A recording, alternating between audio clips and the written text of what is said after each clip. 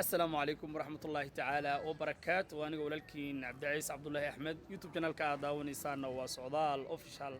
فضلا نداكو عصبتا يوتيوب channel كان سبسكرايب لايك شير تشك فقد عكسي حداد هرو جوجتنا أد بدو ما تنتهي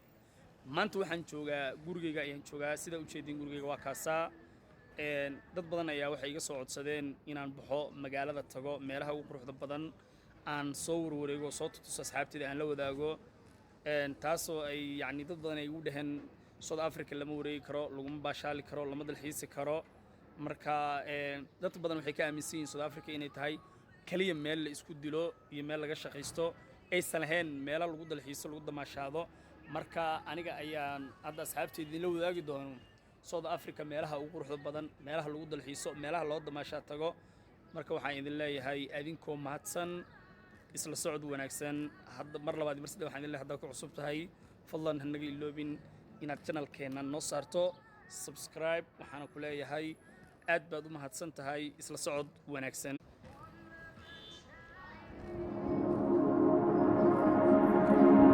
waxaan saaranahay xaafadda aan deganahay meefal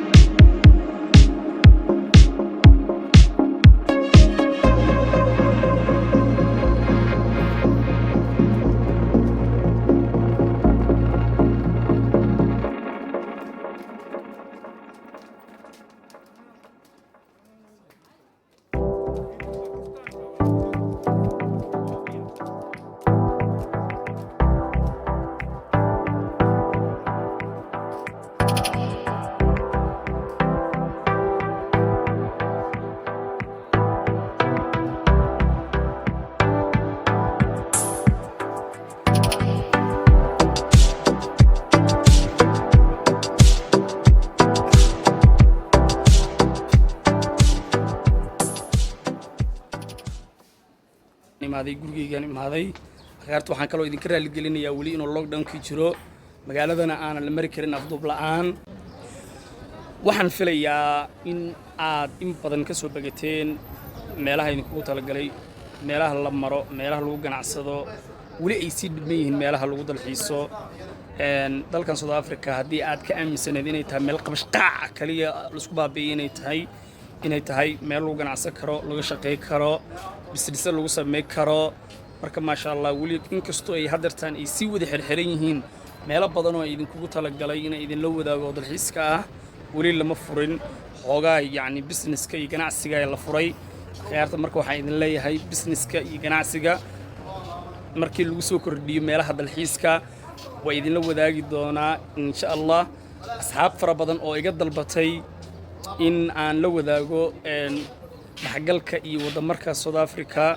kulli fikirka ay ka aaminsanayeen waxaan rajeynayaa inay hadda fikir